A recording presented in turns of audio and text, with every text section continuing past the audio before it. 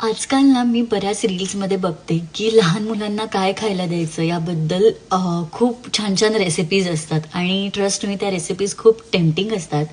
पण मला असं वाटतं की जेव्हा मुलांना फिंगर फूड इंट्रोड्यूस करायची वेळ येते 7 महिन्यात 9 महिन्यात किंवा त्याच्यापेक्षा जास्त, तेव्हा आपण आपल्या घरात रोज जे अन्न केलं जातं किंवा आपण रोज आपल्या घरात जे खातो ते मुलांना इंट्रोड्यूस करणं जास्त गरजेचं आहे.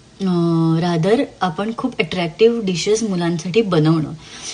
मला असं नाही वाटत की एखादी डिश अट्रॅक्टिव्ह नाही आहे म्हणून ती मुलं खात नाहीत. मला असं वाटतं इन जनरलच या वयात 1 वर्ष, 1.5 वर्ष, 7 महिने, 9 महिने मुलं खूप पिकी असतात, मुडी असतात. त्यांना कळत नसतं आपण काय करतोय ते. सो आपण आपल्या घरात रोज काय जेवतो हे मुलांना इंट्रोड्यूस करणं खूप गरजेचं आहे आणि फिंगर फूड इंट्रोड्यूस करणं हे काही खूप कठीण नाही आहे.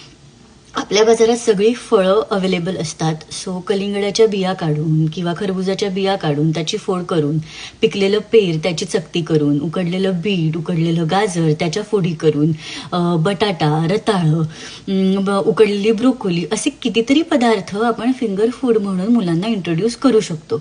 आता 7 महिन्याच्या मुलाला किंवा 9 महिन्याच्या मुलाला जेव्हा आपण हे फिंगर फूड इंट्रोड्यूस करतो तेव्हा ऑफकोर्स ते सुपरविजननेच केलं गेलं पाहिजे. बट आय स्ट्रॉंगली बिलीव्ह की मुलं मोठी होतात तेव्हा त्यांना ऑलरेडी खूप अट्रॅक्शन्स असतातच. हल्ली बाहेर पिझ्झा, बर्गर, फ्रेंच फ्राईज हे सगळं तर इझिली अवेलेबल आहे.